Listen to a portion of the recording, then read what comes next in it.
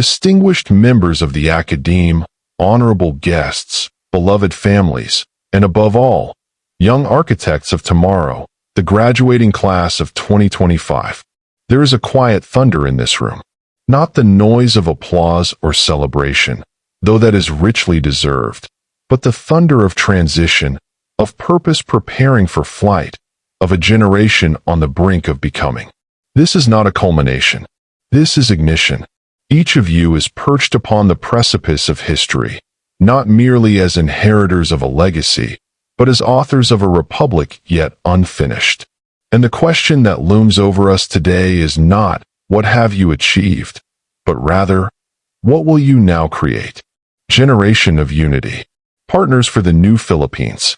A beautiful theme, but let us not domesticate it into safe phrases and decorous slogans. Because unity, true unity, is dangerous. It disturbs the status quo. It exposes apathy. It demands the dismantling of inherited indifference and transactional patriotism. And partnership, real partnership, is not a hand extended for show. It is a covenant. A contract inked in commitment, drafted not on paper, but upon the conscience.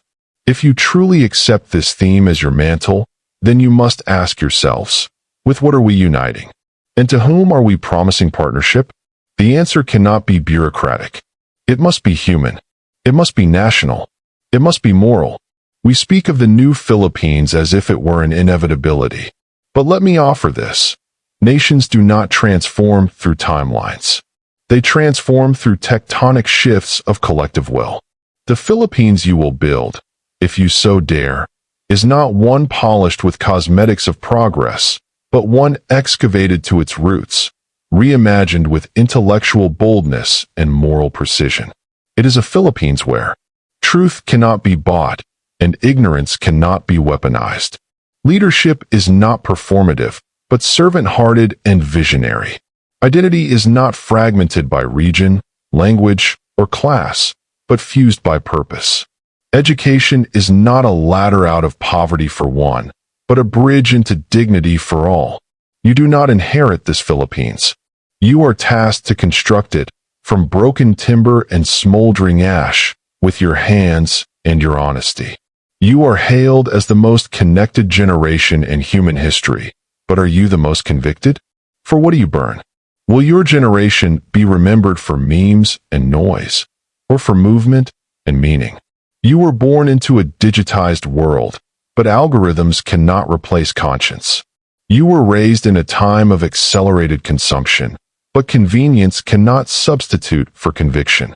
You've been told you are future-ready, but readiness without direction is merely dormant potential. Let me offer this. You must choose. Will you be the last passive generation, comfortable in curated timelines and comfortable disconnection? Or will you be the first fully awake generation, whose awareness becomes agency, and whose agency becomes nation-building? Let us reclaim unity from its tired definitions. Unity is not unanimity.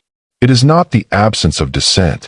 It is the orchestration of difference into harmony. It is refusing to be tribal in a country of tribes.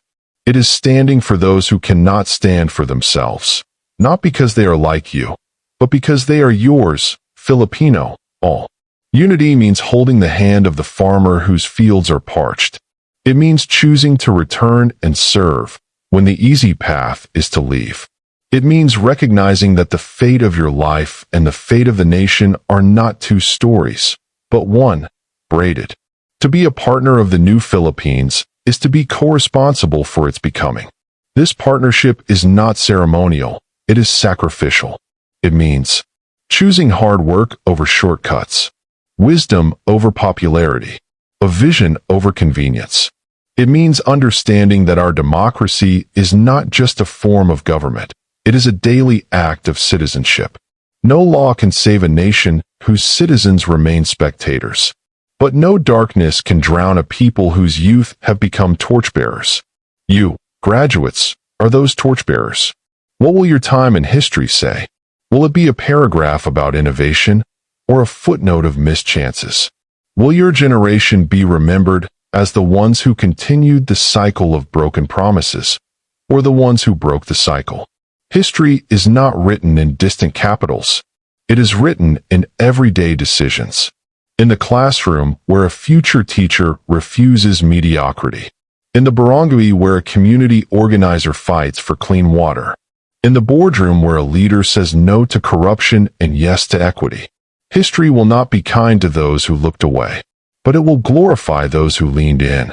Graduates of 2025, you stand today not as children of a broken nation, but as co-creators of its rebirth. Let your diplomas not be framed as trophies, but worn as armor. Let your skills not be polished for export, but rooted in service. Let your dreams not be diluted by fear, but consecrated with courage. Do not wait to be asked. Do not ask for permission. The nation is already calling you. Loudly, desperately, fiercely. And when your time comes, and it will, may you not be found wanting.